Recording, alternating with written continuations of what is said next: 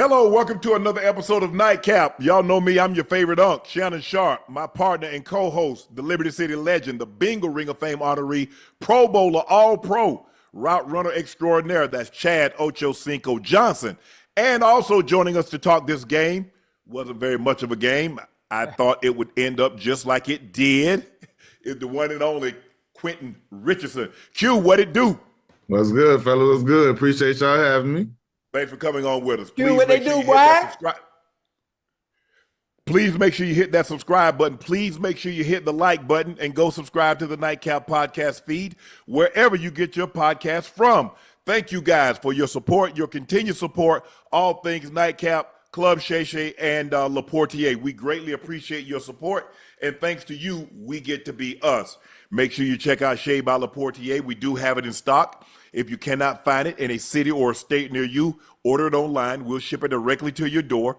Please drink responsibly and stay safe. Go follow my media company page or all of its platforms. That's Shay Shay Media. And my clothing company, 84, with 84 being spelled out. That link is pinned in the chat. Supplies are limited, and once they're gone, they're gone. So please grab yours while supplies last.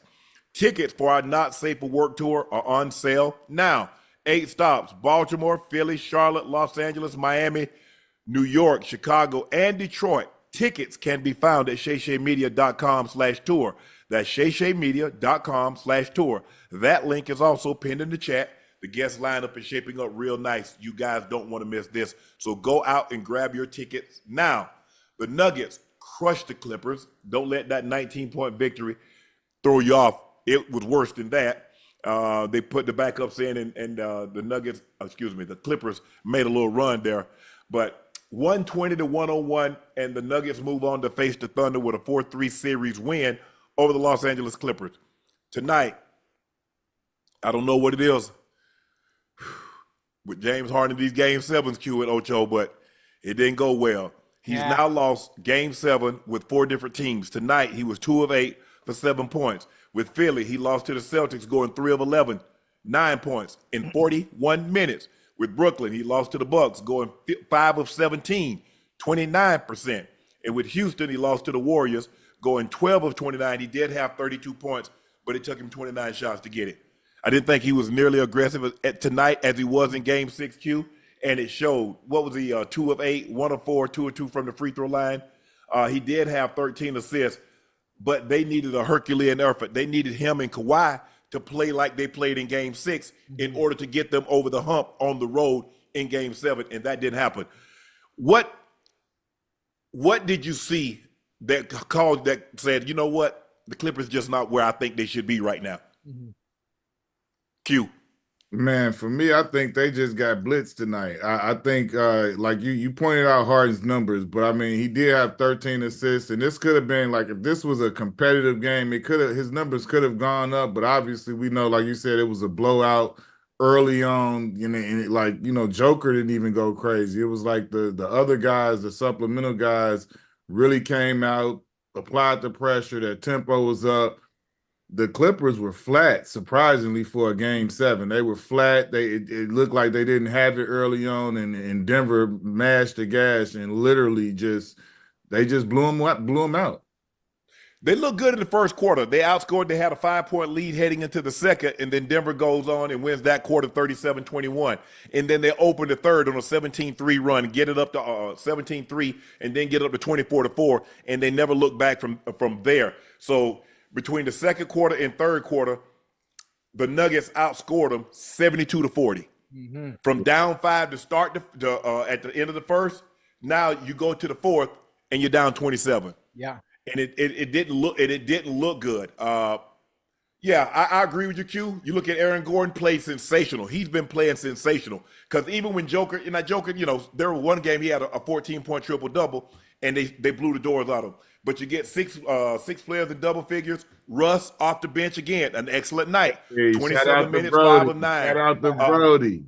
Yeah, man, he played well. Christian Brown, 21 points. Jamal Murray, 16. Yoke, 16, 10, and 8. Michael Porter Jr. sighting tonight, 15. And Aaron Gordon. Aaron Gordon's been doing a great job. He gets on the glass. He's scoring. He's doing a heck of a job on Kawhi Leonard. He's making Kawhi Kawhi's hitting some shots, but he's making tough shots. And you Everything- live with that. If I can everything- make you make them tough shots, them Yeah. spinning fadeaways and all that, hey, coach, he made a great play on me, but I'm right there with him.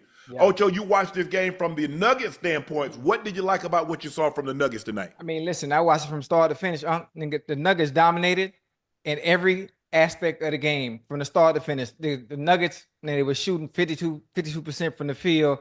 They out-assisted Clippers 24-16. They controlled the tempo. They had much more want to for it to be a game 7. It seemed like the Clippers was flat. You know, like Q said, you got to want to be there. You got to want to play. Obviously, you got to win or you go home. They had no type of reassurance, like they really wanted to be there anyway. Michael Porter Jr. delivered a two-way masterpiece out there. Man, he had 15, 6-11 shooting, and 6 rebounds, but also the bench. Joker did his thing. Aaron Gordon did his thing. Westbrook brought energy. He only scored 9 points, but he brought energy. No, he had 16. Oh, he had 16? 5 of 9. Yeah, he had 16 points. Yeah, he was 5 and 9 with 16.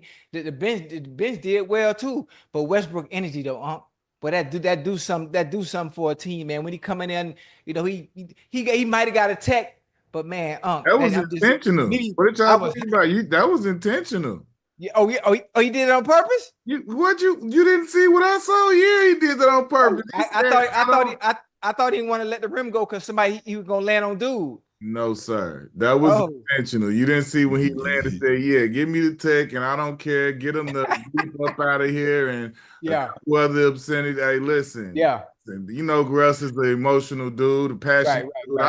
I loved it. Yeah. Yeah. You look, if Russ is on your team, you got to ride the roller coaster because you know it's going to be ups and down cues. They're going to be highs and they're going to be lows, and you're just going to have to ride that wave. Some days he's going to give you this, and then some days you're going to be like, damn, Russ, slow. Okay, can you slow it down? Like, okay, have one energy drink, not 4. And you know, because he gets out of control because he plays so hard on both ends of the court, and he's gonna give you. That's one thing you'll never have to worry about. Russell Westbrook is cheating you. You're gonna get your money's worth. Now, like I said, and you got to ride it. Tonight, he was what they needed. What was that game that they won on the road? And they ended up, Aaron Gordon dunked it home. Russ provided the energy in that game.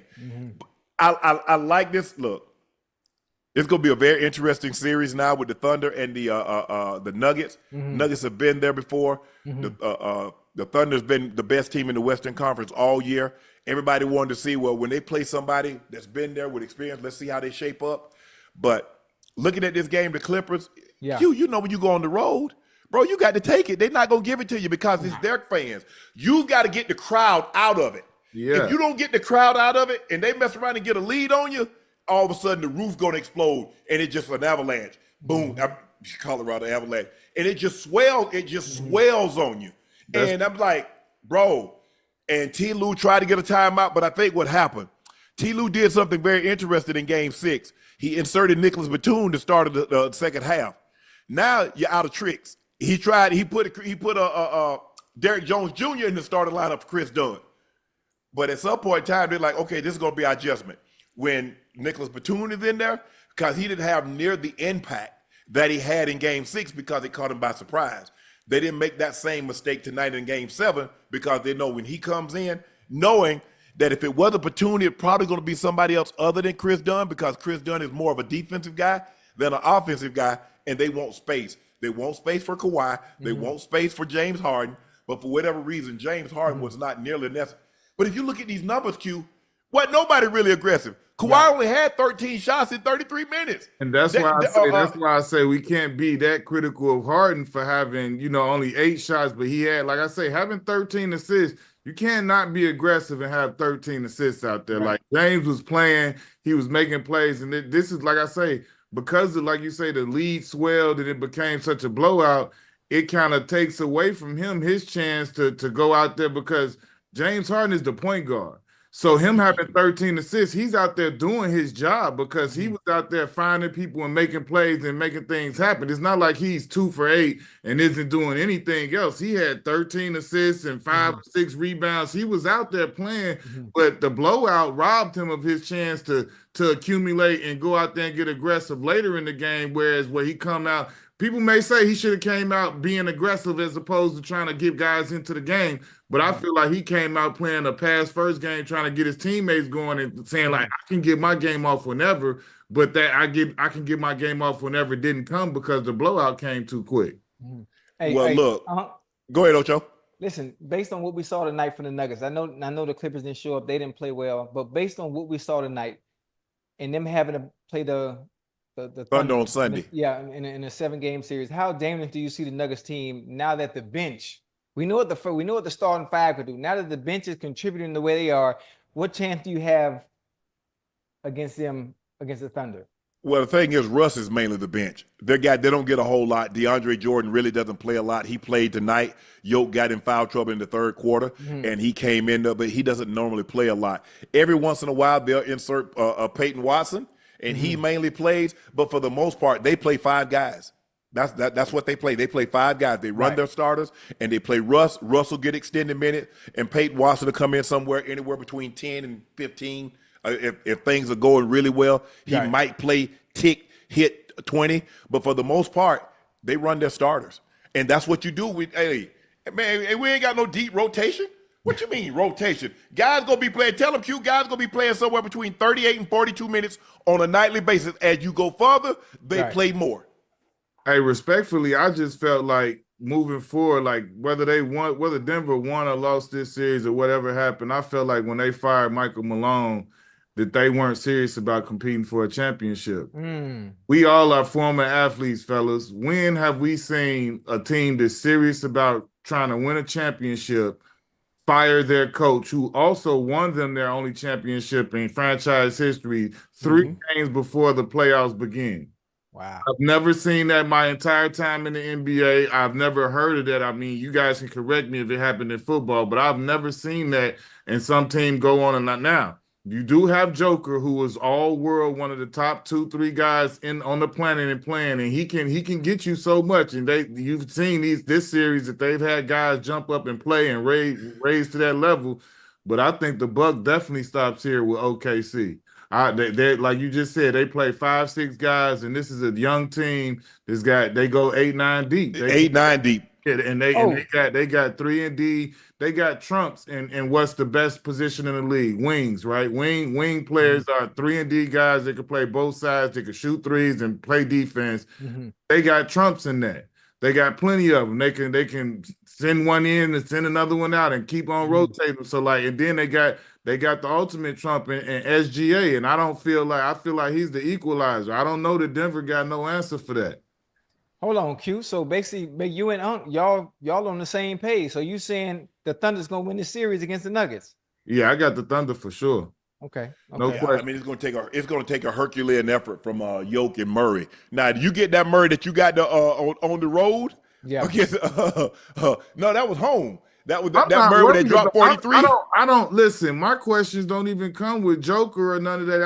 I just question. I feel like Joker and AG, Aaron Gordon, like, first of all, AG is a championship player. Like, I feel like he's underrated. He's one of the best glue guys to do whatever you need, Swiss Army knife type guys in the league that can score 30 or score 10 if you need him to, not be a guy that's got an attitude, gonna show up with the work and go to work every day and give you everything. But I feel like those have been like 2 of the most consistent players for the Denver. Yes. I don't have any questions about either one of them. But like you say, if Jamal Murray show up like superstar Jamal Murray, that could change the series and it could make it a real contest if he does that. But I think he tips the scales one way or the other, whether if he plays really well, this could be a 6-7 game series and anybody could win it. But if he doesn't really go out there and play at an all-star superstar level, the Thunder not about to be contested by them. They don't got, if he's not playing and giving you 20 to 30, they don't have enough firepower. Yeah, they need Laker Jamal Murray, the guy that played against the Lakers in no back-to-back series, that hit game winners and was letting it go and routinely being in the 30 points. They need that guy.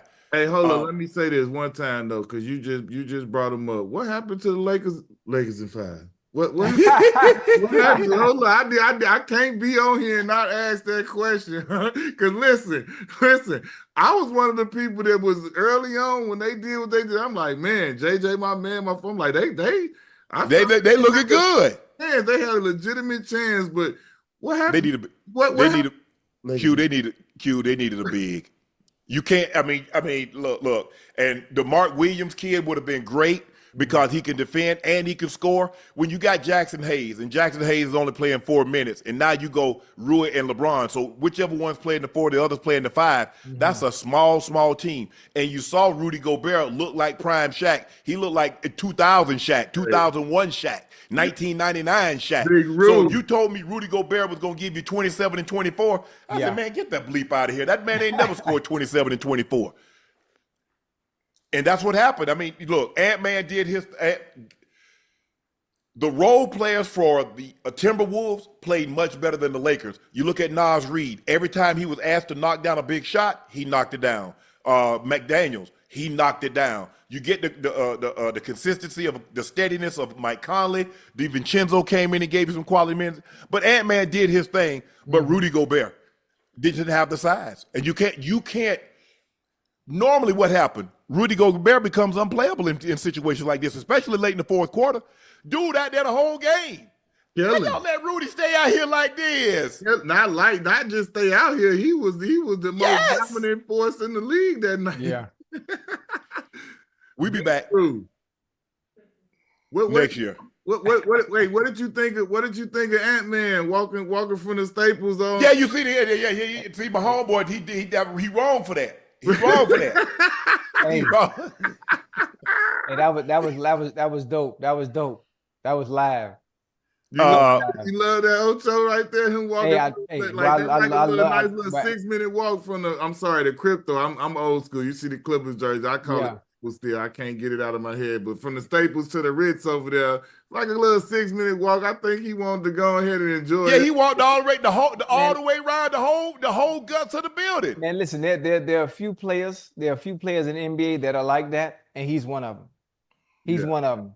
He's accessible and he's relatable. That's why he should be the face of the league, whether he want to or not. Hey, you know what I think make him so relatable though? Because like it's think about it. Think about what I'm about to say, fellas. When you think, especially about the NBA, when you think about if you take Allen Iverson out of the equation, because AI he one of one. He did it his way, and that was just If you take AI out of the equation, right? If you think of the last 20, 30 years, every hotshot superstar or about to be the guy rookie that's coming to the league, they more careful than Antman. You know what I'm saying? Like Antman, most guys won't come out and say, I'm a dog this dude, I'm a dog that dude. Yeah, I want to play like most guys would say the politically correct thing just because that's the right thing to do or whatever, right? Like, and foregoes any of that. He literally says whatever he's thinking at that point. Like, what you mean? And the part about it is like that I feel like our community relate to it is the brashness. He walking it like he talking. The boy building up a resume is going to be like, by the time he get through, I don't know who going to be who all on that hit list, but it's like the way he walking people down and talking it, and he only 23 years old, and he like really out here like, because the thing about it is like when you watch MJ in The Last Dance, when he's sitting there in that scene and he got the bat and he got the cigar, and he like, yeah, anybody can talk when they way up. He like take a real man to say it before it didn't happen. Antman out here talking it before, during, and after. Like, you feel me? That, we love that. But at the end of the day, Q, it don't matter if you don't get them rings. You're just gonna be talking. Oh no, listen, we all know that. He got all I'm saying, we know that you got to get that to go trying to go. That's factual. But what I'm saying is that he building up a resume on his way. Oh yeah, well, I mean he's taking out KD and Book. He's taking out LeBron and Luka. 2 years before all the greats and won their first one. He only 23. So what I'm saying, it ain't a lot of people that did what he did on their way at 23 yet either though. Yeah. I still think he needs. I think he needs another piece though. I mean, I love Drew Randall was unbelievable. Yeah, but you know what you're gonna get with him. He's a solid guy. He's gonna give you 20 and 10. He's gonna bang on you. And you know, Antman gonna give you what he gave you. But Rudy Gobert, I thought Jaden McDaniels. I thought his game, because there were a couple of games that first game he was sensational. Ant made all the right plays. with the assist total. Yeah. And then that game 4, they let him go haywire. They let him get was that game 3 or game 4? He went haywire and got 43. When JJ, he smartest guy in the room. I'm gonna run these guys. LeBron on 40-year-old legs, 46 minutes. Luka on that body, 46 minutes. Yeah, you can't do that. You can't. You got to steal. When they up by 10, steal your 2 minutes. Say, I don't care, guys. You come down and get shot clock violations. Just get me 2 minutes off the clock so I can get LeBron and I can get Luka 2 minutes. That's all I need. Because Braun was dead tired. The man took 2 shots.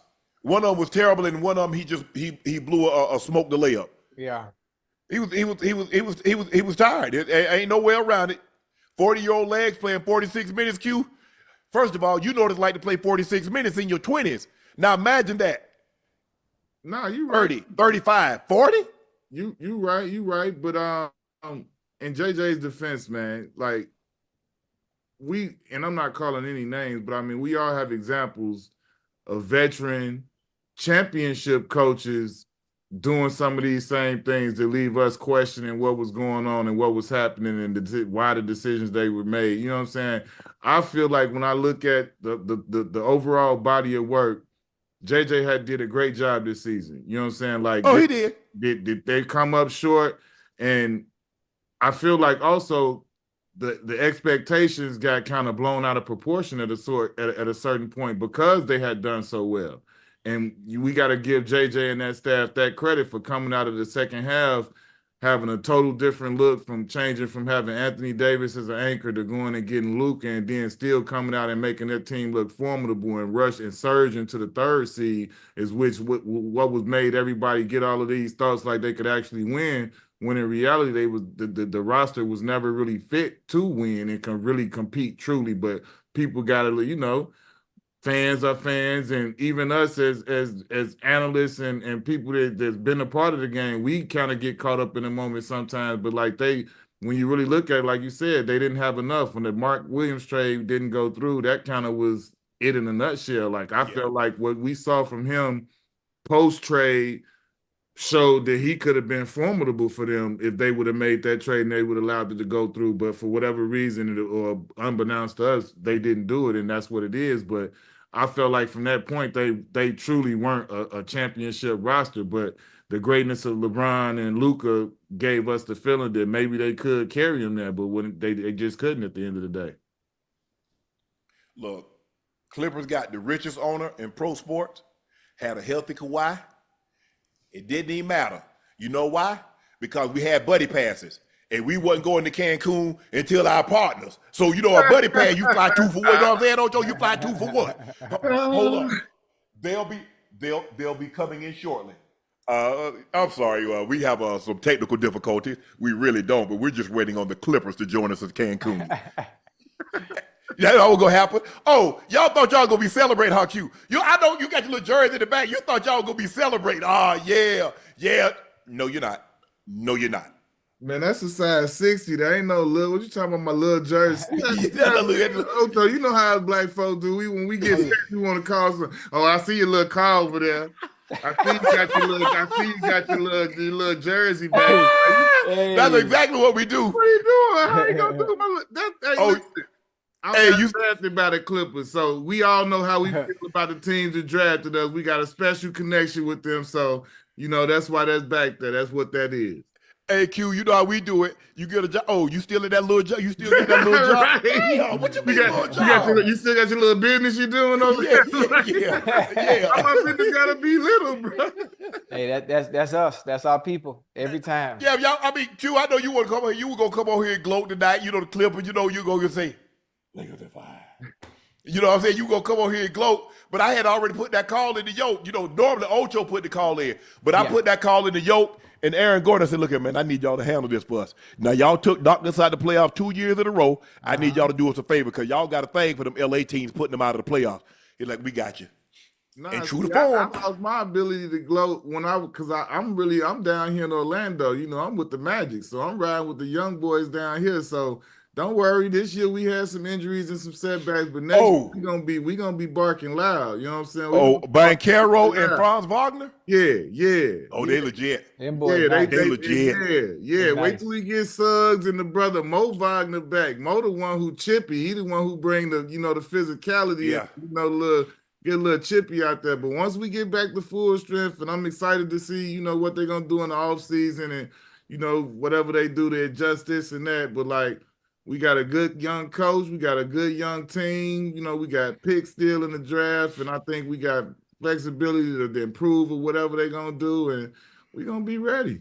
But I still got Boston, so I wasn't coming in here to brag on. Yeah.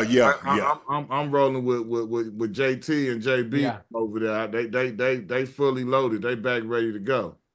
Well, you definitely gonna have to, if y'all gonna talk about to do something in the East, y'all definitely gonna have to get past them. Oh yeah, because they ain't going nowhere anytime soon. That's a fact. Oh yeah. Hey, check this out. Steve Ballmer flew out members of the Wall to Denver for Game 7 tonight. Steve Ballmer covered airfare, tickets, buses to the game. You think more owners should do things like this, Ocho? I love it. I mean, Ballmer the ultimate fan, so that's dope. Mm-hmm. But what'd you say, Ocho? Not very many owners are open like Brother Ballmer though. Not very many owners worth $120 billion either. Okay, let's start with that. Damn open. But listen, even despite his worth, you can see he's really invested not into just the team, he's but a the fan. players and the fans as well. He's different. He operates different as the owner. Not like most. So I don't see other owners even taking. Can you imagine Jerry doing something like that? No. Yeah. If you look at him, he's a more amped version of Mark Cuban. You remember how Mark Cuban be on the sideline with his team doing something? He pumping his fist. Yeah. That's Steve. Listen, I'm gonna tell you, like, forget it. Like, even past the fan standpoint, like when Mark Cuban came into the league, even if players didn't really act on it, like everybody wanted to play for the Mavs just because of the way they was getting treated from the. Oh yeah. They had the planes, they had the new facilities and everything. That's how Ballmer done made it. He's like, everything they do for them is like second to none. Everything is top tier, second to none, like top notch situation, and everything you hear about it. And it's like the players love the way they get treated, like from not just the player, like you say, the families, the fans. Like when this dude flying out that many fans, it's like, yo, and he's genuinely excited to do it too. Like, yeah. And that's like, man, if I could have did this when like, that's the type of stuff he's really gifting to people. That's like for real a fan's dream, because he's the biggest fan. And that's what I was about to say. He's a fan that had a boatload of money and said, you know what? I want an NBA team. Yeah. And you know what I'm going to do? I'm going to pay 4 times the asking price, because prior to that, the most a team had ever sold for was Sacramento, over $500 million. Right. He drops $2.2 billion. Hold on. I have a question. I'm not to be counting nobody's pockets, but his wealth, how do you attain his wealth? Microsoft. He was the CEO for Microsoft. Okay. And right there. And so when you do, and so I know the owners were happy, like, woo, because we ain't nobody going down. So from that point on, it's $3 billion. And you see the Celtics just sold for $6.1 billion. Yeah. And I think he purchased them for like $400 million. So he's got 15 times his return. They call it 15x. Now you used to say 15. It's 15x his money. Yeah. But like you said, he's a fan. Look, a lot of times, I don't know if, like, Steve Ballmer strikes me as a guy, correct me if I'm wrong. Even if he didn't own the team, he would go to the game and be acting just like he does. Yeah. Other owners, they're not going to the game and behaving like that. They're going to be up in the box. He would sit right down there on the floor and behave in the manner in which he would behave. Because you could see the enthusiasm just pouring out of him. He'd definitely be a guy you love to play for. I mean, look, hey, don't worry about the taxpayer. I don't want y'all money. I'll build my own stadium. Y'all. Hey, I want you. Don't add no sales tax. Don't bring no hotel tax. I got all this. And watch State of the this. art. And watch this. I'm about to put more bathrooms and y'all could believe in this thing, and I'm gonna be hyped about it. Yeah, because he's like he don't want Ocho. He don't want nobody to miss any part of the game. So he don't want no long lines. Right. Gotta love him. I gotta check that arena out, man. You been there, Unc? You been there already? I haven't been there. They just opened it this year. Yeah, I think the All-Star game is there next year, right, Q? I think so. I gotta get out there too. I ain't been out there yet neither. Yeah, I want to check it out. Thunder Nuggets Western Conference semifinals. Thunder 8 days rest. Nuggets 24 hours of rest. Q, who do you have winning, and in how many games? I hate picking the games and all that. I got the Thunder winning. I guess I would say about 6 games. Damn, that's what I was gonna take. I was gonna take the Thunder in 6 also. Yeah. Who you like it, Ocho? Man, listen, I like. Damn, that's a good one. Yeah, I like SGA. I like the rest of them boys. I like the bench. But them damn Nuggets, Unc, man, they not too far removed from a championship. They got experience being in the playoffs. I know they don't have as much depth, but I got the Nuggets in 7. Oof. I mean, SGA is a load, man. And the thing is, like, look, when they got 2 bigs, they got Chet and they got Hartenstein. They can throw at Yoke. They got depth, as Q was talking about earlier. They got wing defenders. You go Lou Dort, you got Caruso, you got Wallace, you got Isaiah Joe, you got Williams. They got 5 guys, 5. So at all time, they're gonna have 2 to 3 premier wing defenders on the court. At all times, there are very few teams that can say that. Yeah. I mean, as a matter of fact, there ain't no other team that can say that can have that many wing defenders on the court at all times. Because Lou Dort and Williams. Williams is the guy they'll probably put on. Now they probably put Dort. I think they're gonna put Dort on Jamal Williams, Jamal Murray. I think they'll go start with that. And they all could make a 3. Huh? They all could defend, but they all could make a 3 too. Yes. I think Christian Brown is gonna start off on SGA. I don't think Gordon will start on him. Gordon matches up better against bigger guys, not as quick guys. Right. SGA is a little bit too. I think he's a little bit too quick for AG. Although that body might wear him down. Hey, let me just say this about SGA, right? Y'all saw how many times he scored 20 points in a row. How many times he scored 30 points? Yep. That means can't nobody in the NBA stop him. Regardless of size, regardless of skill. No, I'm talking about regardless of anything, Ocho, the numbers showed it. Like, look at what he averaged. Look at how many times he scored what he scored. When you do that in the NBA, that gives you the right to look, spin me around with my eyes closed and stop me wherever I look. Nobody can't guard me. I don't care what direction I'm pointing in. They cannot guard me. Right. That's what he has shown. And this ain't just one. This has been 2-3 years running. Yeah, 30 and putting up 30 this many times and 20. Like, bro, when and 30 and 50 on efficient 30. I mean, you could get 30 and shoot 45%. He's shooting over as a guard to get that many points and to be that efficient. There ain't a whole lot of guys that's ever done that in the NBA. He could say, "You can't guard me," and they could ask you. They could ask him, "Who you talking to?" He say, "Whoever listening." Whoever listened, whoever heard me, they can't guard me. But I think, the thing is, Q, when you're dealing with a player like that, you're right. But I'm gonna make it as tough. I'm gonna try to make it. You get that. You get 32, but it's gonna be inefficient. You're gonna shoot 10 or 27. That's what you supposed to do. That's what I'm not gonna let. I'm not gonna let you go 19 or 26 on me, because now all of a sudden that's gonna be damn near 50. Because I know you're going to get to the foul line. You're going to get to the foul line at least 10 times. Now, the thing I like about the playoffs, they don't call that ticky-tack stuff in the playoffs. You got to damn near draw blood to get a foul in the playoffs. Hey, man, you see he ain't played in about, when the last time he played? Like 8 days. Ago? Yeah, like 8 days. That's because they was dishing out that work. The thing is, birthday parties, he chilling, doing commercials and stuff. Like, he ready. The best game for the Nuggets to steal is game 1, because they might be a little rusty with all that time off. That's not a real thing.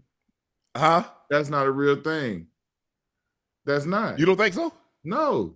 I feel like that's a narrative that we use after the result of the game comes out. If they come, if OKC come out game one and beat them by 20, nobody's gonna say nothing about Russ. They're gonna say, "Oh no, this." They're gonna say the rest was good for them, but like, yeah, clearly if they lose, they're gonna say, "Oh, they was right." Nah, we as athletes know, like, bro, you could have a week of rest, or you could play the next day. If it just depends on how you feel. Right. It ain't got nothing like, you know what I'm saying? Some of us done had some of our best games on a back-to-back, or your best games and you dead tired, but you didn't think you was gonna have. But it just, you know what I'm saying? Like, to me, that's a narrative that we use, or that's easy to use after the result of the game comes out. How many times during the regular season do you get 8 days off? Outside of All-Star break, you don't. That's my point. You normally, because you can't simulate what you actually do in the game by doing shoot arounds and them scrimmages 5-on-5 or 3-on-3 or whatever you guys do. True. There's nothing like game situation. Right. A game situation. Right. And you got those guys haven't had a game situation in a very, very long time. And if you look at, I thought the Lakers having all that time off. No, what you call them? They was already locked into the 6 seed once they won that game, and I think the Warriors lost. But we'll see. We're going to see SGA. It's going to be interesting because I think, like you said, I think Christian Brown is going to start on SGA. But I think the thing is, people don't realize how tall SGA is. He's not a small guard. 6'6". He's 6'7". Yeah, 6'6". People looking at him like he's 6'3", 6'4". He's not. He's tall as hell. Yeah. I've seen him up close. He's taller than you think. And he's more physical than people think. Yeah.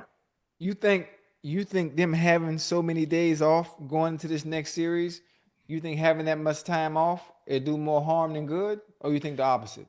Man. I think the thing is that first game, because a lot of times, especially at home, you try to feel your way in, you try to let the crowd build up, and teams race out to a big lead on you. Right. They get you. So that's why it's like, hey, let's go ahead and try to get this first game. Because we know that we're going to get their best, that best effort. And since we're here, we might as well try to is two. But yes, I think the best game for them to try to get is game one. So what they're not getting game two. So what if they come out and smack them game one? And what if them 8 days were used to, like, hey, we had some guys that had some little knickknacks, bang, little, you know, son, this, that, they done got healthier and had days to practice and ramp back up and get ready for the games, and we still done got healthier too. Because like you said, when else during the season do you get 8 days to rest? You don't. Right. So whatever knickknacks you got, we all know them coming with you for the rest of the way. What about rhythm of shooting and doing all those things that you normally do every day, or not every day, but every other day, or every 2 to 3 days? They're a young team. For all intents and purposes, they shouldn't have been having no days off. This is a young squad. They're the youngest team in the NBA. They average 24 years old for their team. So maybe they take a day or two the first day off, but even then, guys should have been in and out of the gym, getting activated, doing some weights, doing something, just getting some shots up, not going crazy, but they shouldn't have had days where they didn't do anything. That'll be dropping the ball if they've actually done that. They should be. All of these dudes are young boys. They ain't got no real OGs or old heads on their team like that to really be like, we not doing nothing today. Every day they should have been doing something, even if it's light load. They should have been coming in and just getting some free throws, getting some treatment, getting their body activated, and just staying ready. Yeah. Well, they ain't nothing to do in Oklahoma. So yeah, they should have been in there anyway. You're absolutely right. Ain't nothing popping off in Oklahoma. I don't know if you ever been to Oklahoma, Ocho, but ain't nothing popping off. Man, you forgot I went to Langston University. Oh, I forgot you did with so you know. Yeah, I know about Stillwater, Coyle. Yeah, I know. Yeah, I didn't really stomp the ground. Yeah, so you know, ain't nothing jumping off. So you're right. That's why they so good. Imagine that young team in Miami, Atlanta, LA. Ooh. A lot of distractions. Lots. Guys can get focused. Sometimes that's the best thing. Go to a destination and a lot popping up. You can focus on what you need to get focused on. You can get done what you need to get done. Right. But SGA was going to be what he's going to be in LA. Well, you see that maturation. You see year after year. That dude got better and better, better and better, better and better. He mastered. He got step back. He's a 3-level scorer. He can get all the way to the rim. He got a midi. He got the 3 game. He got the snatch. he going to the free throw line 8 to 10 times a game, Yeah. and you mess around, he might go 15. Is he The plays young it. kids need to understand out there the way he got this swagged out, the way he got this cocky, this confident. Repetitions. Yes. It is a gym rat. This don't happen by mistake. Every move the Unc just named him doing it that smooth and making it look that nice. That don't happen by surprise. That don't happen because he rolled out of bed and that's reps. That's going to the gym constantly and putting in that work to where it ain't even a question. When he go out here, he already know what moves he could call on, and he know how to set them up and lay them down because he done did it a million times. It's muscle memory at this point.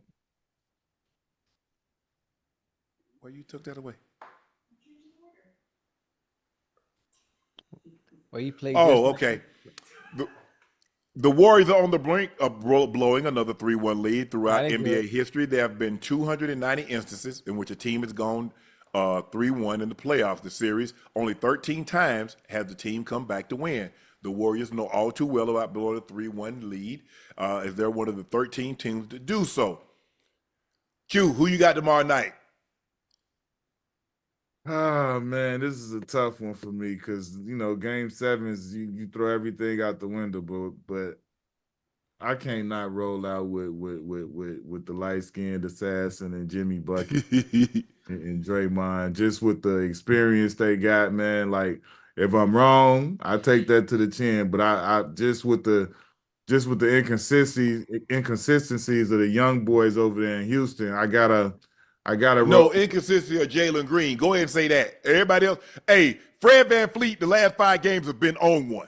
Hey, listen. I feel like we don't even respect Fred VanVleet is a champion, a dog. You know what I'm saying? Like, he gotta give him proper respect. He doing what I expect him to do. He over there and win, lose, or draw. Houston Rockets is gonna be back. Win, lose, or draw. They gonna be right back like they forgot something. Ime got them boys growing. I love, you know what I'm saying? Like, we talking about Van Vliet being a veteran OG out there that's able to get it done and impact the game and be able to show them and say what he's saying, and it means something because he out there. So I like what they got going on. But even still, with that being said, I don't know. When you got that little dude number 30, that all it take is if he hit one, it's now we in the Matrix. He turned into Neo, and everything else it don't matter. We done all seen it happen. The game could hinge on that right there. If he come out and make one shot and start looking funny, if he give you a little shimmy, it's curtains. You know what I'm saying? Yeah. It's about to be a long night, and it's like, I don't know, like you say with the to me, when I say inconsistencies with Houston, it's like they don't know where they gonna get their scoring from night to night. It's like, it's nice, like, who leads them in scoring and who you would expect to do it, but like, it's not concrete. You can't hang your hat on it like, all right, we gonna such and such from this player or that player. It's like, it might be anybody, and when you got something like that, it's hard for me to roll the dice with that. Yeah, look, Şengün has been sensational. He's been doing a great job. He leads them in points, rebounds, assists, and steal. I thought inserting Steven Adams, he was the difference maker the other night. Yeah. He gave him rebounding. He gave him toughness. He did all the right plays. They went to Hacker Adams. He made 9 of 16. Yeah. And sometimes I think that takes the team out of their rhythm, because you don't get a flow. You stop. You don't get to go up and down. But if I don't know what Fred VanVleet did from games 4 through 6. Yeah. But he been on one. Yeah. He's been on one. I'm talking about, he's coming down on the break and he's like, nah, you under the basket. I don't want the 2. I want this pull up. I want this 26-foot pull up. Yeah. And it's been money. I like what they're doing when it comes to Steph, because he tried to come off that pick. They double him, make him get a ball up, because I don't believe, look, Draymond, I'm not worried about Draymond. If you notice, Draymond always take the first shot because he wide ass open. They're going to leave him open too. You're not finna make 8 of those. Steph Curry can. So you shoot as many of them as you want, Draymond. Yeah. We're not going to worry ourselves with that. But what we will worry ourselves with is to make sure Steph don't catch foul on us. Keep Jimmy Butler off the free throw line, because he's going to attack the basket. It's going to be interesting to see Steve Kerr, how does he play this thing? Because remember the other night he started Gary Payton II. He went away from his normal lineup with Podziemski. So does he go back to that cue, or does he ride with Gary Payton II again, or is Moody inserted into the starting lineup? What's he gonna do? I might start Moody and bring GP off because he's a pace changer to me. You know what I'm saying? He comes in and is supposed to raise the energy and things like that. If it's not right, try and get some energy, defensive energy going. I would start Moody to see. I mean, I like what Moody's been doing. He presents a lot of length defensively. You know what I'm saying? And I would start him. He's been shooting the ball. I mean, not as well as you want. But he's made some big shots. Yeah, he's hit some big shown threes in rhythm. He's shown that he'll knock down the shot and he'll make some plays, drive to the basket. And like I say, most importantly, he got a lot of length defensively, and that's always big in these games. Ocho, what you thinking? The Warriors gonna blow another 3-1 lead? Absolutely not. You know, Curry's not having another bad game like that. Listen, even what they tried to do, trapping him, you know, making all shots contested, it's not happening. Listen, the Warriors have a championship pedigree, and there's no way in hell they lose a game 7. Not like this. It's definitely not going to happen. I think Draymond can do what Draymond does. Jimmy Butler, like you say, he going to get to the basket, whether they try to stop it or not. He's going to be aggressive. He's going to be playoff Jimmy like we used to seeing him when he was with Miami. And Curry, he going to cook. He going to cook, especially after that last game. He's not going to have another performance like that. I think Draymond need to make sure he stay within himself. Because I think sometimes he get going too early and he kind of gets himself out of rhythm. He gets early fouls, he gets techs, and now he knows in a game like Game 7, they're gonna probably get a take early because he know they're not gonna throw him out. They don't want to impact the game like that. Right. So he has a very good understanding because most players to do what Draymond does, they'd be gone. They'd be teed up. Whoop. Oh, what'd you say? Whoop. Take that with you on the way. You out of here, bro. Yeah, but they wouldn't do that to him in the playoffs though, huh?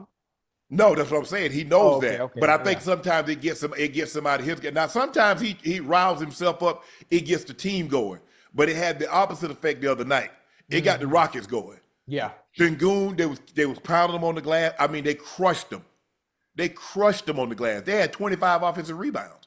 That's part of Draymond's superpower, though. He got to play with that edge. He got to play with with the way he play. That's part of what makes him him.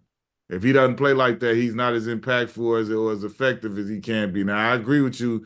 He got to toe that line and tuck it in when he need to, but like he absolutely got to play like that to be the most impactful and the best version of Draymond Green. Like you say, he can't step over that line, but he got to toe it. And plus, that big lineup that Houston go out there with Steven Adams and Shingun, the Warriors can't match up with that. That's why Adams and Shingun was killing them on the glass. Yeah, because you don't want to play Looney. You really don't, because he don't really give you a whole lot offensively. He set picks and he can rebound, but Shingun's gonna punish whoever on the offensive end. And so now you got Big Adams. They like, okay, now you take a shoot off the floor. We want you to play.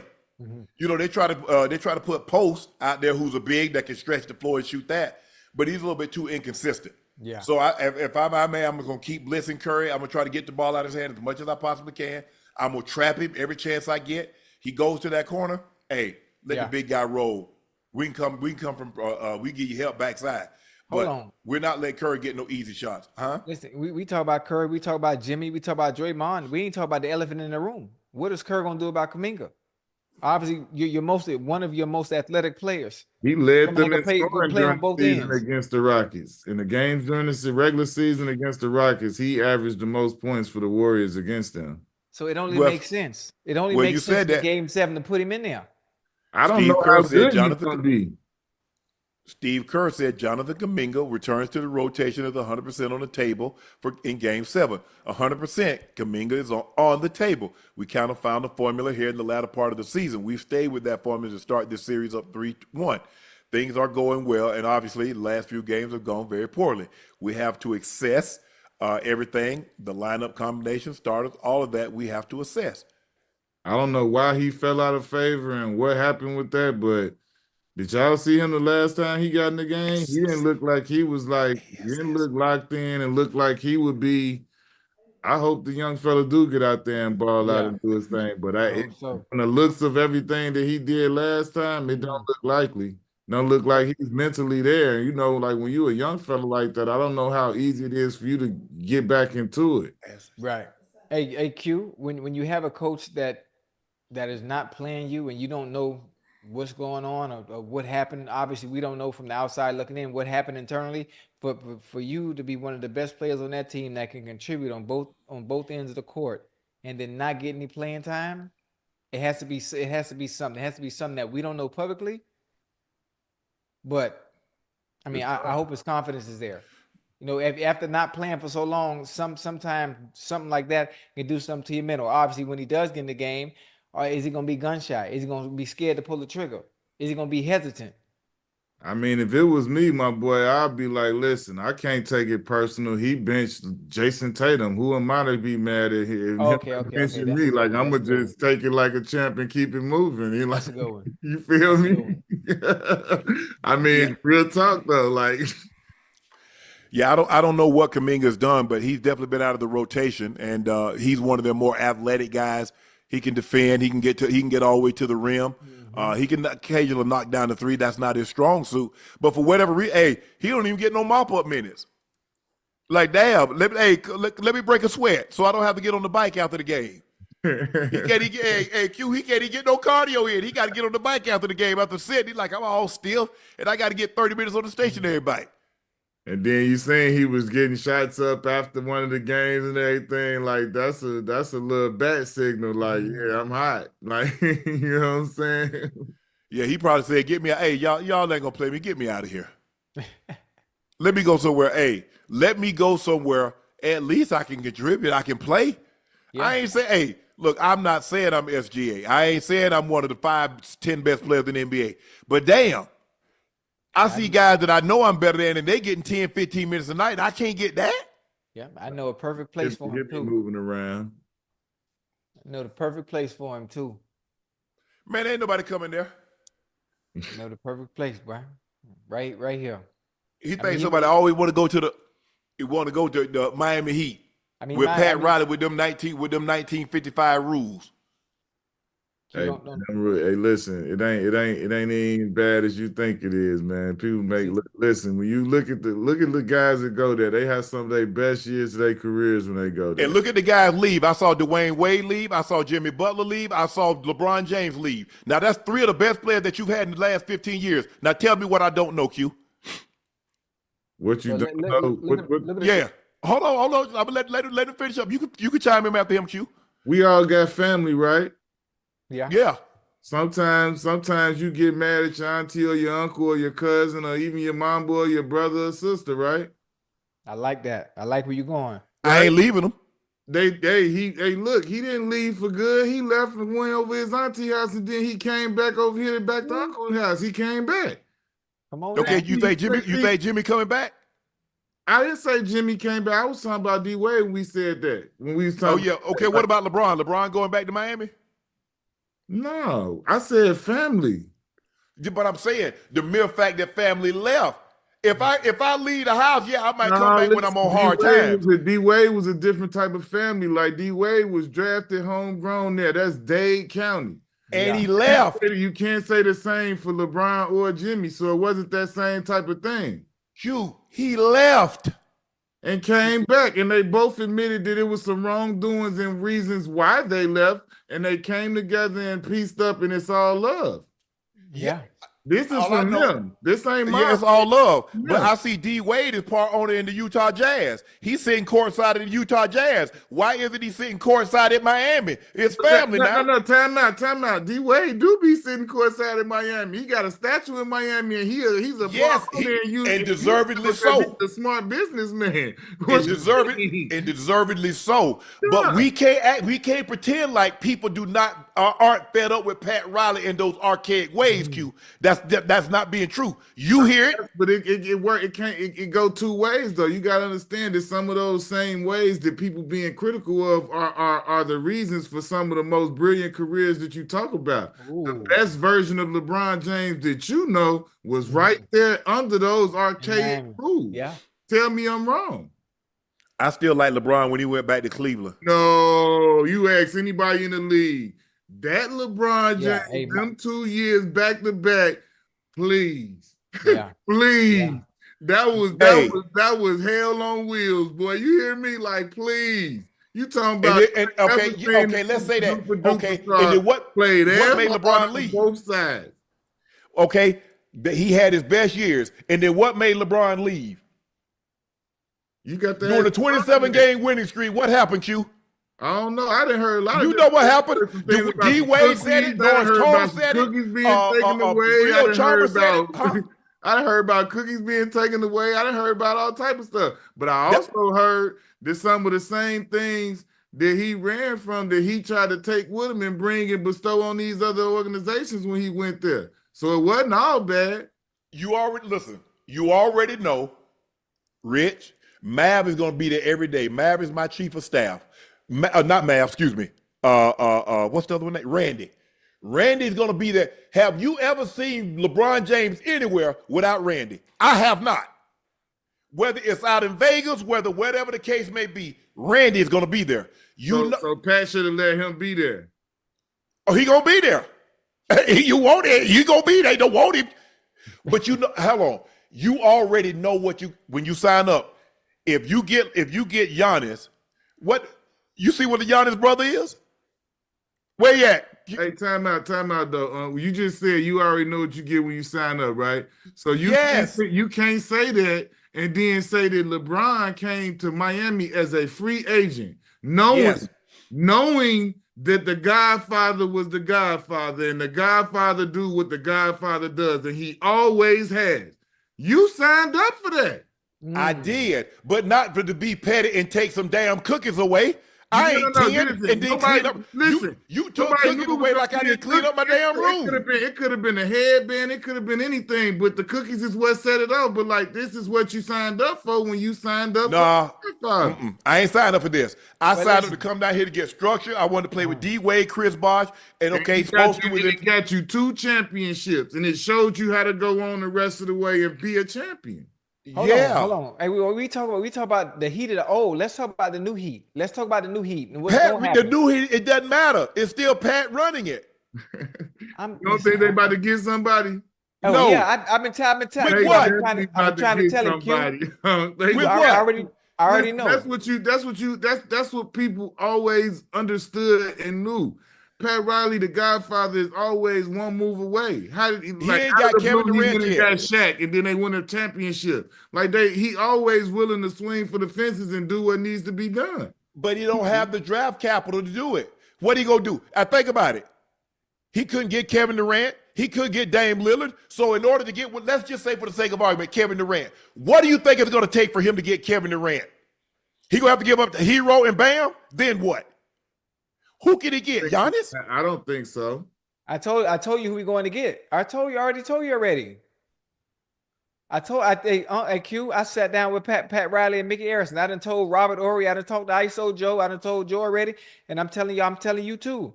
I talked to Pat. I sat down with Mickey Harrison, and we gonna get Giannis. We gonna get John Morant. I'm trying to figure out what are you. But see, here's the thing. Listen, there are only a handful of teams that have the pieces. They want assets because they gave up all those assets to get said players. Q, you know how this thing works. A lot of times, like, man, I want to go over there. And when you get there, they had to gut it to get you. And so now you're there in the same situation you were in where you left from. They're not going to be able to. I don't see how they get to Kevin Durant in Miami and keep Bam and Tyler Hero. Oh, you talking about I want Duncan Robinson and Highsmith? Hey, you'd be surprised what these deals shake out once these players step out and say that they want to be moved. We've seen like guys ain't been yielding what you thought. Like when you look at what Rudy Gobert got in his trade and then the trade. He got 4 first rounders. Yeah, Rudy. then what started happening after he did that? Nobody was getting all of them first rounders, and it was looking how did Rudy get Rudy for all of this, and you get such and such for all of that? That it wasn't going the same way. They're not giving as much up, especially when these teams, like when you get put in that pigeonhole, like a player come out and say, "Hey, I want out." I want out. Like you done, you done. Like Yeah. we ain't gotta be at your beck and call because we're basically helping you at this point because your dude just said he won't out. So no matter what happens, you gotta get out, or your situation is blown up. So at that point, if they exhausted to a certain point, it'll get bad. See, I told you, huh? But here's the thing: why didn't it get that bad? Why didn't it get that bad? They couldn't pull the trigger for Dame Lillard. That question, I mean, I don't know the answer to that. I thought that was a done deal, like everybody else. Because they didn't want to give up Tyler Hero. I don't see a scenario where a team doesn't get Tyler Hero back as a piece. Do you see that scenario? You never know, man. I didn't see a scenario on the planet where Dallas was trading Luka, but look what happened. Yeah. So I didn't learn my lesson. Like I didn't see Shaq get traded. You know what I'm saying? MJ left the Bulls. Like anything can happen. In the right circumstances, they'll do whatever they feel is the best. That's just how I go. And then they're gonna tell you that's good business. You know what I'm saying? This was best for the organization. That's why I don't be mad when players go do what they got to do. Mm-hmm. I don't see it. Pat Riley supposed to have had Kevin Durant. When Kevin Durant was a free agent, when Kevin Durant got traded, when Kevin Durant was a free agent and Golden State, he didn't go. LeBron was there, so he couldn't go there. Okay, when he goes to the Nets, then what? No Pat Riley. He gets traded to Phoenix. Still no Miami Heat. I mean, at some point in time, Ocho, you need to give up. Yeah. Listen, I'm letting y'all go back and forth about it. Hypotheticals. I already know what's gonna happen. I told you. So you got Giannis and Ja. Yeah. We're gonna work on the bench later but on. Like, let me ask you this: when you get Giannis and Ja, is Hero and Bam still there? I ain't get to that part yet. I didn't even want to ask that. Bam That's not what I going nowhere. For the record, let me just let both of y'all know: Bam not going nowhere. He's Bam. He's the new Alonzo and UD. He's not going. Thank you. He's not going nowhere. That's like that's how they keep this thing going because they find that one pillar and they pass it on to the next one and bestow it on to him. He'll be there. He'll pillar. All right, there it is. And I don't see a scenario where a team, they're going to want Tyler Hero. You know that, I know that. Now, maybe Phoenix says, well, we got Devin Booker. We really don't need Tyler Hero because they basically play the same position. They both basically twos. Phoenix need a point guard. That's what Phoenix need. Phoenix was at their best when they had Chris Paul. Let's be all the way real, Q. Devin Booker can handle the ball, but he's a two guard. I didn't like when they got rid of CP. I thought they would have been better even when they got Brad Beal, Devin Booker, and KD. I thought if they had Brad Beal, CP, they would have been better off with that score. I agree. According to Mark Stein, it is not expected the Bucks would choose to trade Giannis without a push from him and his camp to do the importance of him to the organization. I don't think Giannis himself does not want to go to the Bucks and say, trade me, but there's no way how Dame Lillard carrying a $60 million contract next year, they don't have control over their first round pick until 2031. Jesus. 25, 26, 27, 28, 29, 30, 7 years. Damn. That's tough. And they don't have a pathway to build a contender around him. They're not going to push for a trade unless he pushes. The whole league is on edge waiting to see what Giannis representatives go to the Bucks and say, it's time, move us, hold an auction, start over. I don't think the Bucks want to do that. They don't. Yeah. The two best players, Kareem Abdul-Jabbar and Giannis, will have walked out of there. One won 3 MVPs, a finals MVP, and a championship, got to another. The other is a 2-time MVP, a finals MVP. Your two best players in history will have worn it out. We'll see what Giannis. You can make the case they should want to do that. They should say, let's go out, get the largest haul we can for Giannis, but I don't think the Bucks are. We're going to see where Giannis is. What you think Giannis should do? Because I don't see how they build a team around him. I don't. Dame ain't playing next year. So let's go ahead. We might as well just move to 26, 27 with Dame. What do you do, Q? You the general manager. What do you do? Man, I don't see them getting up off Giannis like that report said, unless he come and say he need to get out of there and want to get out of there and forcing them to get him out of there. They're not going to do anything to get him out of there. Right now, that's like, if you Milwaukee, I don't care what you do. The last thing you could do, the last thing you should do is get rid of Giannis. I don't like all of these ideas. Yo, go get this pick, that pick. Nah.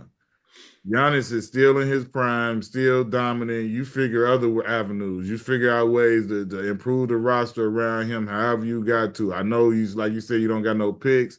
That's why they get paid the big money. They got the big brains. They supposed to be smart with all the analytics and all of these numbers and all of that. Crunch the numbers. Y'all go figure something out. But, like, unless he come to us and say that I want to be gone, I'm not giving up Giannis. Nope. Yeah, Q, he's not going to be there. He's not going to be there. You know, I hear what you're saying. I'm not saying that that's the ultimate. Oh, yeah, okay, yeah. It happens. I'm just saying, he asked me if I'm the general manager for the. Okay. No way. That's the death blow. That's the hit the red button. And that's because he forcing me to do it. I'm not hitting that button on my own willingly. I'm not saying, I'm not looking out there like, yeah, I could get these, but I don't want nothing. I want Giannis, and then I'm gonna try and work around that. As long as he say he want to be here, it's my job to go make that work and figure that out. But there's really nothing you're gonna be able to bring in that's gonna actually help you contend anyway. So you might as well get what you can for him. You can't. You're not gonna win a championship no time soon. I feel like I'm better off getting rid of blowing everything up and starting over with him than trying to blow everything up and go get some draft picks. But he doesn't want to be there. If he don't want to be there, we ain't got no conversation. But I'm saying if he doesn't tell me that he don't want to be there, then I'm rolling with that. And you know the funny thing about it is Giannis he's a good guy. He's not the one to go up to management and be like, you know what, I don't want to be here. Representation will take care of that, and they will be the bad guy. Yeah, I mean, if his representation come and say it, then that's a different story. Him or his representation said we got to move on. But like, if they don't give me that message, nah, we ain't doing nothing. All right, Q, one last one. Dame was apparently being shopped around before the injury. According to Sam Amick, the relationship between Giannis and Dame is strong, as is the respect level, but the imperfection of their on-court pairing remain in their second season together. And with the group collectively, limitations growing more evident by the month, a conversation was looming about whether Lillard and the Bucks might be better off parting ways. They ain't parting ways now because ain't nobody trading for a guy that's not going to be able to play until 26, 27. So you stuck with him, and he's not going to be able to help you. So now what do you do, Q? That's interesting just to have tidbit, like that's a little interesting tidbit to come out right now. Like the timing of it is funny to me, but I mean, I don't know. Maybe they try and move Dame still this summer. Like stranger things that happen, man. I don't know. Man, I ain't trading for. How you gonna give me a car? How you gonna try to sell me a car with no motor in it? Because you seen the first where they try to come out and already say like it wasn't like a crazy tear or whatever. It was like, you know, the I guess the minimum amount of damage it could be or whatever. So I don't know, man. I don't know. It's gonna be interesting. That mean, like I say, unless Giannis come in and say something, it's gonna be real interesting to see what goes on over there, because I know the last thing they're gonna do, they not coming and offering no trade for Giannis. No. But see, that was the most shocking thing about the Luka trade. Luka didn't request to be traded. If we go back and study history, guys that have been moved, they wanted to be moved. Kareem wanted to be moved. Shaq wanted his money. Jerry Buss didn't want to give him his money. He was starting to age, and he said, no, I'm gonna move you. So when you look at it, Luka is 25. He had about to turn 26. He was in the league 8 years. He was a 5-time first-team All-NBA selection, and he got moved. So normally guys don't move guys like that. You're not moving Giannis unless he says, come move me. You don't move KD unless KD says, move me. You don't move a LeBron. LeBron has never asked to be traded. LeBron has always played his contract out, and then he's left. But when you get guys like that, Celtics aren't trading Jason Tatum unless Jason Tatum says, I want to be traded. You see Donovan Mitchell? Utah moved him. Why? Because he said he wanted to go. Yeah. It's really that simple. Yeah. Q, Nightcap family, let's give it up for Q. Thank him for joining us. Go follow him at QRich and his podcast at Knuckleheads Podcast. Q, man, thank you for your time. Thanks for joining us to break down these games and talk all things basketball. Congratulations on the podcast. Keep growing. Keep doing your thing.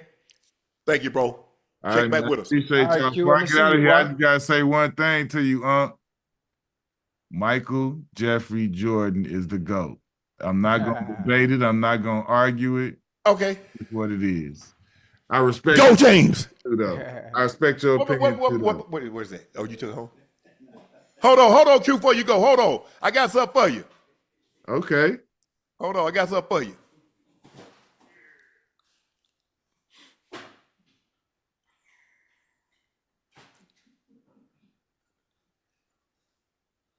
Y'all know what it is. You know what it is. That go James. That go James. Man, listen, I got Jays and everything back here to show you, who the real GOAT, if you want to talk that. Like, you got plenty. I see you on your Instagram. You got plenty pairs of these. Hey, don't worry about it. He'll be out here. He'll be back next year. You know what I'm Get saying? a whole year up on his belt, him and Luca. Come and see the GOAT, man, gonna be damn candles, there. man. I just light a candle when Them you talk cements? about the GOAT. These is candles. You know what I'm saying? Like these is Oh, candles. come on, man. So that when you really Jordan Brand family, you got candles and things as such. You feel me? Like You do it to Q, that's too much. hey man, listen, I got dominoes and cards and that. Hey, while you bull jobbing, Q, I got one of those too. Yeah, man, you know. I got a Jordan candle too. Yeah, you need to burn that thing when you talk with that goat talk, man. Go on ahead and burn that goat candle. You know what it is. You said it. You hear Year 22 gave you 24, 8, and 8. Hey, no, phenomenal. I ain't debating that. All time great. He just ain't the GOAT. Greatest. EST. But we're going to get you out of that. Hey, I ain't going to debate that. Hey, Go James is where it's at. He the greatest. Always will be and forever. Wolves next year. Wolves Lakers in 5. 5. Wolves in 5. Next year. All right, man, listen. All right, appreciate it, Q. Jay Williams says Antman is overshadowing the true contender for face of the NBA, Boston Celtics superstar Jason Tatum. All I'm going to say is, how many times has Jason Tatum been in the Eastern Conference Finals?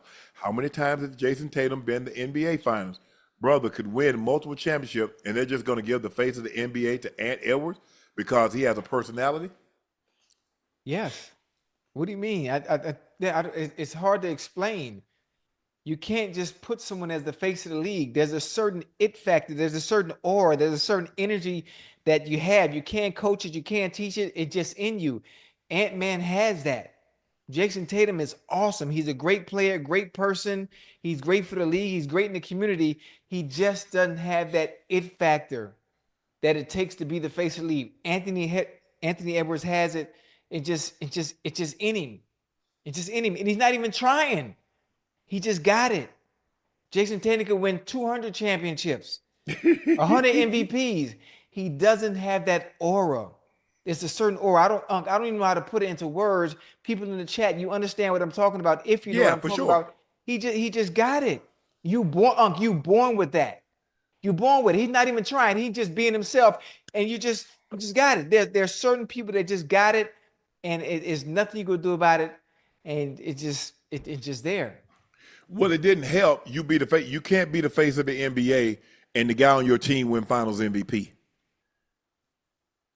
Listen, how does that work? Even if you did win Finals MVP, it still wouldn't change the fact that Anthony Edwards. I mean, there's not a game that we ever questioned that Ant-Man is the best player on their team. Right. JB challenged him. JB's been Eastern Conference Player of the Year. He's been NBA Finals MVP. Right. I just think the thing is that, look, that's just, it's not, I don't think the NBA is pushing Ant. Ant, they might be pushing, but Ant is resisting. Ant's like, man, I want to be me. I don't want to come in and be all dressed up. I want to come in here with this free Adidas gear that they give me. Hey. Dress how I dress. Excuse me. Hat cocked to the side. Mm-hmm. Being me. Another thing that makes him so much more likable. It makes him so much more relatable. Listen, I leaving agree. the game, leaving the game 7, walking to the hotel amongst the people, Yeah. relatable, accessible. Oh, I'm not too good for y'all. I remember where I came from. I know how I got here, but I ain't gonna forget y'all. Relatable, accessible. No other NBA players are doing that. I'm talking about the big boys. Nobody Right. else is doing that. Security everywhere, rolling windows up, windows tinted, not stopping for autograph. Man, it's different. And it's different. It's just, I can't even explain it. He just got it. He does. Golfer surprised by an emergency landing. Ocho, check out this video.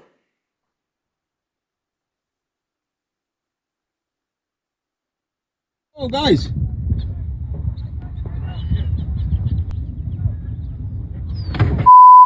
I'm moving. I'm not. Yeah. I'm not. Holy shit. Hey, boy. Hey. I don't know. Are they okay? I You don't think know you can what it land the is. plane, Ocho? Hey, huh? You think you can land the plane?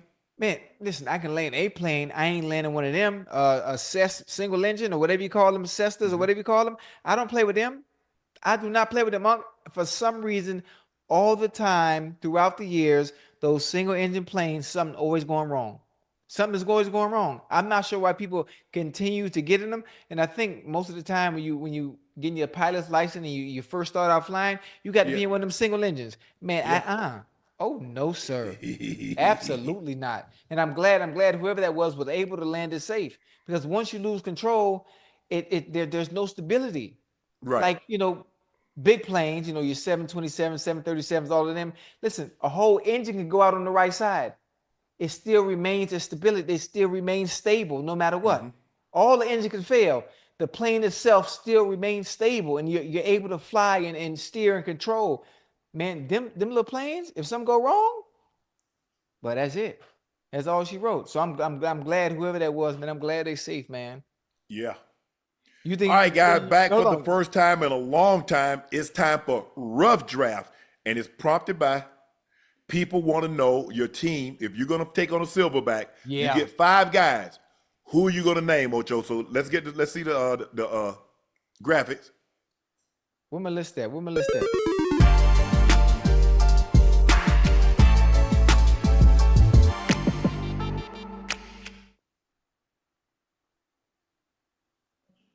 All right, Ocho, you up first. All right. First person for me. I need 5 people. If we're gonna fight it, if we're gonna run with the gorilla, right? Yep. I'm going with James Harrison. Just because I'm gonna beat his ass. So I'm gonna just put him on my team anyway. Okay. I'm going to go with John Jones. Oh, that's a good one. That's a good one. Um, give me Alex Pereira. Okay, I like that. I'm going Francis Ngannou. Okay. I'm gonna go with someone here. He's a boxer, but he's different. He's different. He can Okay. wrestle, he can punch. I'm going with Bud Crawford. Uh,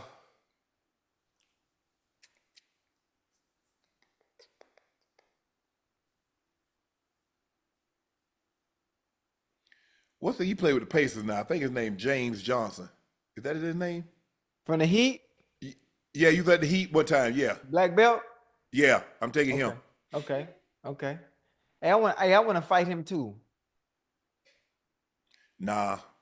Yeah, I'm gonna fight him too. Oh, but anyway, I got you ready? I got 2 Yeah. more, right? You ready? Yeah, I'm ready. Aaron Donald. So basically off the 4 I've named already, the gorilla done. The gorilla done it. And when I give this 5th name, it's a wrap. It's over. Hold on. What you looking up? Why you cheating, man? I'm looking up this what you call him. Oh, I know it. I couldn't think of his name. I'm taking Mijon Lopez, 5-time gold medalist from Cuba, Greco-Roman wrestler. Listen, ain't gonna be no wrestling. That ain't gonna help. Listen, got- having a background in wrestling, dealing with a gorilla, that ain't finna do nothing for you. Don't you worry about my squad. You Okay, worry about your squad getting punched in the face. No, we good. We good. My squad gonna win. Anyway, my 5th player is Ndamukong Suh. Okay, I like that one. Yeah, I know you do. And I'm sure the chat agree with I got the better squad too. Nah, bro. Trust me. Let's see. Trust me. Ask him. Mijan, Mijan. Who can I get?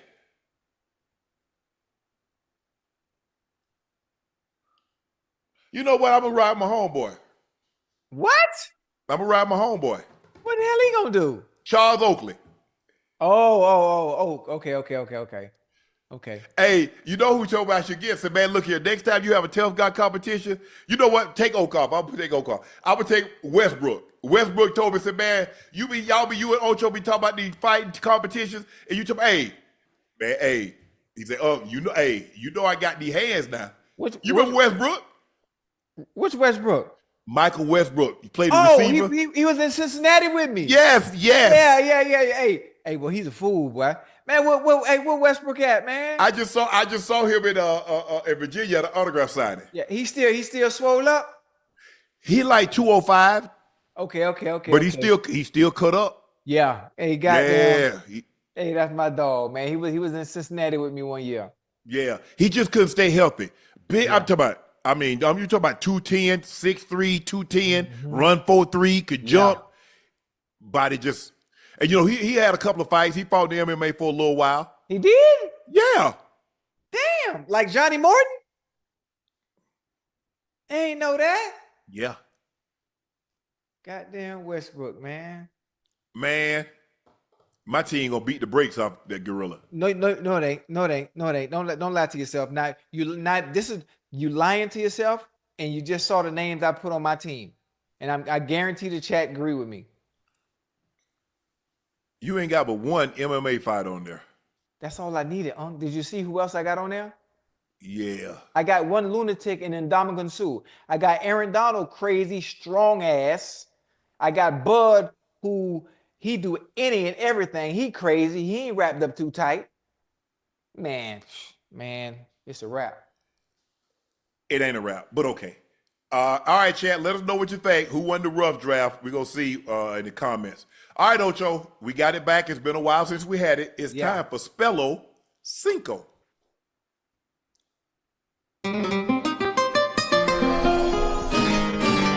Okay. This good Harvard education going to take over right now, baby.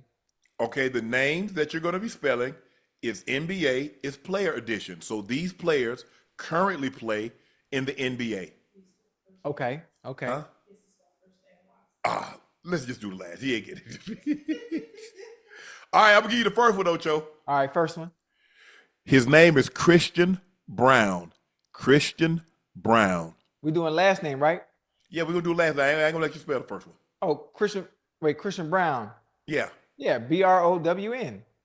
I knew you were going to say that. It's B-R-A-U-N. Oh, no, wait. B-R-A-U-N. You spelled it Brown. It's B-R-A-U-N. That's what I meant to say. Nah, you meant to say what you said. Okay. This next one, he plays for the Indiana Pacers. His name is Pascal Siakam. Pascal Siakam. Siakam. S-I-A-K-A-M. Siakam. That is correct. I know it is. And so was the first one. You cheating me. You cheat me because I'm black. The next name, he plays for the Minnesota Timberwolves. Okay. Dante DiVincenzo. Dante DiVincenzo. Dante DiVincenzo. D-I-V-N.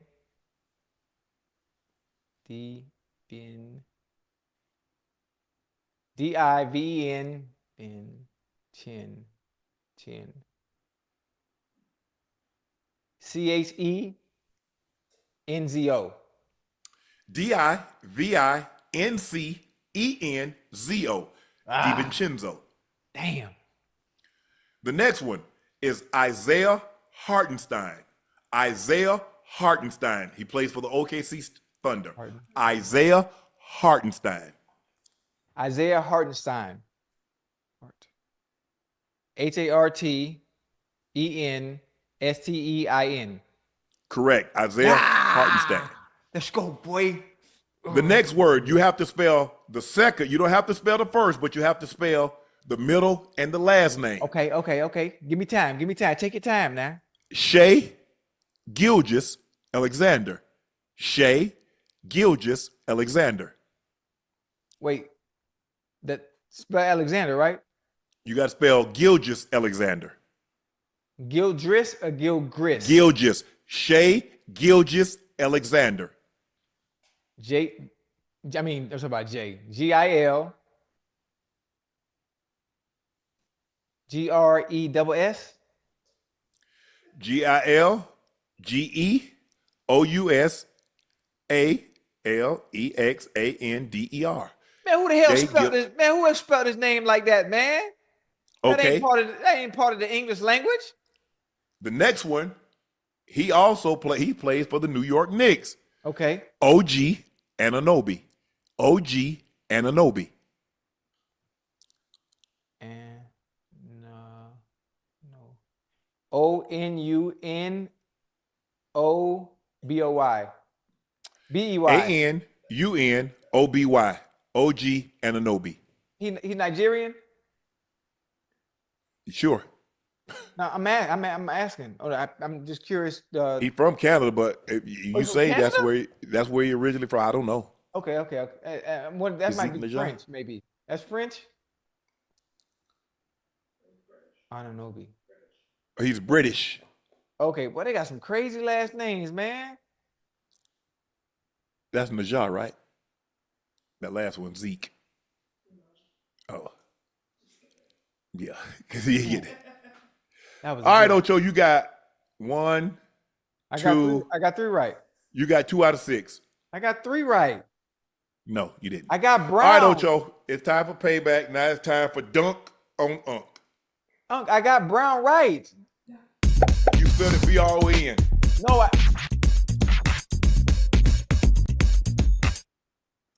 Okay, here we go. Hey, chat. Ayyy.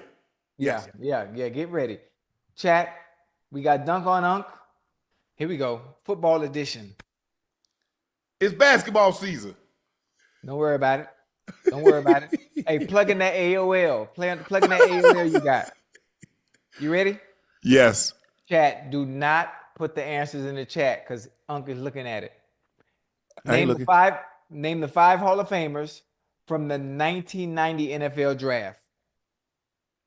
5 Hall of Famers from the 1990 NFL Draft. Shannon Sharpe, 1. Johnny Randall, Cortez Kennedy, Junior Seau, Emmitt Smith. Damn it. Fuck. Okay.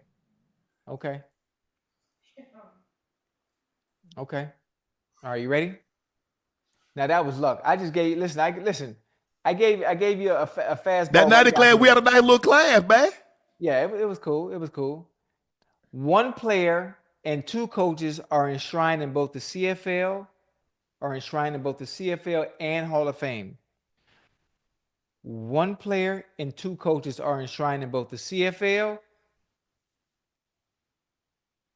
Hold on. 1 player and 2 coaches enshrined in both the CFL and the Canadian Hall of Fame and yeah. Well, Warren Moon is the player. Okay. One player. Or who are the 2 coaches? Damn, who coached in Canada? I didn't know he was. Okay. Who, Warren? No, I knew Warren was, but the next 2 these names coaches, yeah. Coaches. Canada. Yep. Enshrined in the CFL and NFL Hall of Fame. Damn, that's dope. I didn't know that. Yeah. Ooh wee. Joke. I'm trying to think. I got to go back and think. Hold on, coaches. Yeah. I'm never gonna get this one because Yeah. it's got to be somebody.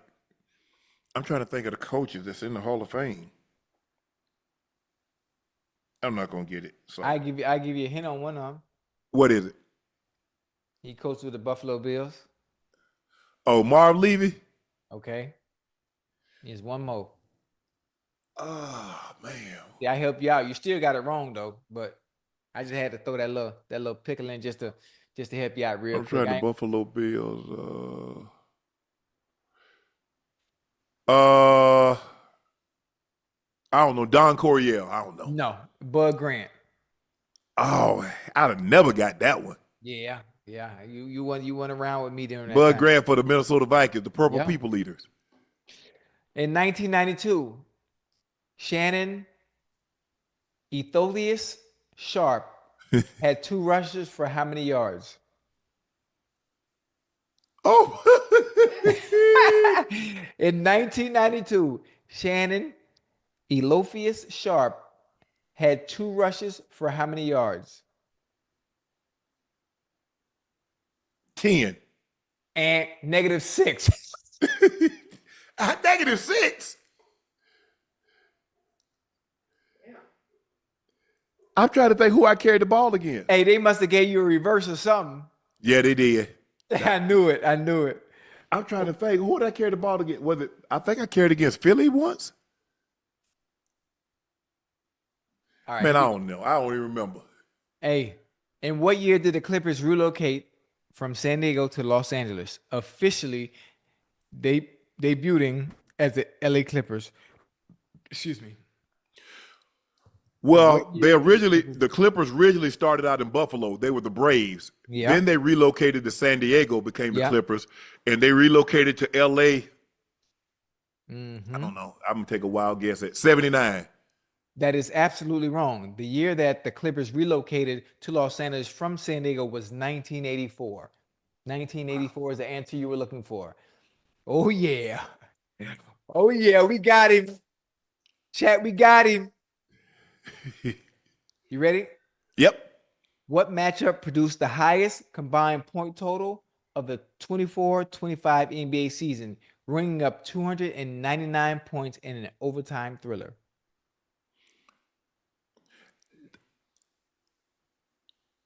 You say NBA, you said it was football edition.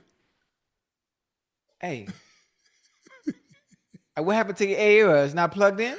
I would go. What's wrong with your Wi-Fi?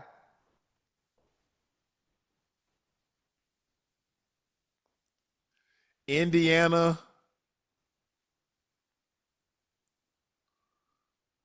Ooh. That's a good one because the Pacers, boy, them boys be putting up some points. I don't know. Indiana. I'm gonna say Indiana, Milwaukee. You know what? It's one thing about it, boy. One thing about the AOL, and one thing about your Wi-Fi. That shit must be bad because the answer is wrong. It's the Memphis Grizzlies and the Phoenix Suns. You forgot that game? 2024? 2024-2025 NBA season. The Grizzlies and the Suns put up a barn burner. Wait, did I use that in the right context? Yeah. Okay. It was a barn burner. Now I got a bonus question for you. Who were the halftime performers for all 3 of your Super Bowl victories? Even if you was in the locker room, you should know who the halftime performers No, hell, were. I shouldn't. Hold on. I couldn't give you the foggiest idea. No, I ain't even attempt to get. No, bro. I was locked in. I couldn't even tell you. but even if you locked in, you know way ahead of time who the Super Bowl halftime show gonna be. Bro, I ain't been in the Super Bowl in 25 years, and before that it was 30. Yeah. So we got the 25th anniversary of the Ravens Super Bowl. No, Right. I have no idea. So technically, you lost tonight, and in 1997, the halftime performer was Jewel. In 1998, someone who I dated. Cher was a 98. wasn't it? Yes, I dated Cher briefly. And the Backstreet Boys in 2000. I don't know what to tell you, but the king has risen to the top. That's the first time. I gotta king let has you risen win to the because you top. don't want to stop playing. You want them. Chad. You want them ones to take your ball and go home. So I gotta Hey. let you win a couple of them. Chad, I just want to thank y'all for support. I appreciate you. This is what I do. The Harvard education. Tell you what you did. I love y'all. He win one game. He talking about this is what we do. That's what we do. Let's go, boy. That's what I'm talking about. All right. Last segment of the evening. Now it's time for Q and A.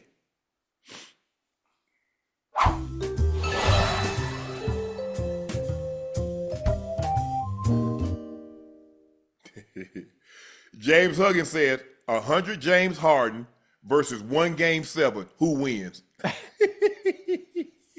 That's not nice. Touche, James. Touche. That's a good one. JDA_production. MVP should wait till after this matchup to be voted on. Nah, MVP is a regular season award. They have the finals MVP for the playoffs. Nope, they're two different things. Kareem Abdul-Jabbar donated $100 and said, you got Kareem Abdul-Jabbar above LeBron after this. Come on, let's be serious. No. David D. Cruz said, excited for the tour, can't wait. Question, what rule would you erase from the NFL or NBA right now? No hesitation. Ocho? Say it again? What rule would you erase from the NFL or the NBA right now? No hesitation. Fines. Fines. No more fines. I'm erasing. Yeah, no more fines. Well, that's not a rule. I guess you know what, Ocho? I think I do away with the franchise tag. Ooh, that's a good one. Damn, I should have thought of that. Franchise tag. Yeah. Kipper Norwood Jr. said, oh, this is why I love sports. Nuggets in 7. My question, what are you going to do? And they retired number 15 for the Nuggets because 2 players have worn that number. Jokic. 2 players wore 34 in Milwaukee. Ray Allen and Giannis. Mm-hmm. Who do you remember in 15? Who you remember in 34? One guy is a 3-time MVP, a finals MVP, and one of the historically great, and not to say Carmelo, because Carmelo was a great player. Oh, yeah. But that 15 now officially belongs to Nikola Jokic.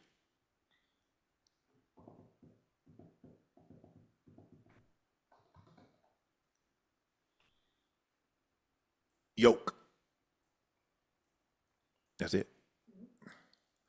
That concludes this episode of Nightcap. Please make sure you hit that subscribe button. Please make sure you hit the like button and go subscribe to the Nightcap podcast feed wherever you get your podcast from. Ocho and I want to personally thank you for your support, your continued support, because without you, there can be none of us. So thank you for tuning in. We thought we were going to have a very interesting game. You tuned in regardless, knowing that, hey, by the midway through the third quarter, you know this game was going to be over, but you still tuned in to support Unc and Ocho, and we greatly appreciate that. I am your favorite Unc, Shannon Sharpe, the Liberty City legend, the Bingo Ring of Fame honoree, Pro Bowler, All-Pro, route runner extraordinaire. That's Chad Ochocinco Johnson. Please make sure you check out Shea by LaPortier. We have it in stock. Now, if you live in a close by city and they don't have it, order it online. We'll ship it directly to your door. Please drink responsibly and stay safe out there. Go follow my media company page on all of its platforms, Shay Media, and my clothing company, 84 with 84 being spelled out. The link is pinned in the chat. Supplies are limited, and once they're gone, they're gone. Tickets for our Not Safe for Work tour are on sale now. 8 stops: Baltimore, Philly, Charlotte, LA, Miami, New York, Chicago, and Detroit. Tickets can be found at shayshaymedia.com/tour. That's shayshaymedia.com/tour. That link is pinned in the chat. Can't wait till you guys see all the guests that we have in store for you. Get your tickets now. We're off tomorrow. We're back on Monday. I'm Unc. We're on tomorrow? Oh, Rockets. My bad. We're off. You said, I'm just going by what she said. Okay, we'll see you tomorrow, and then we'll go from there. I'm Unc. He's Ocho. Good night.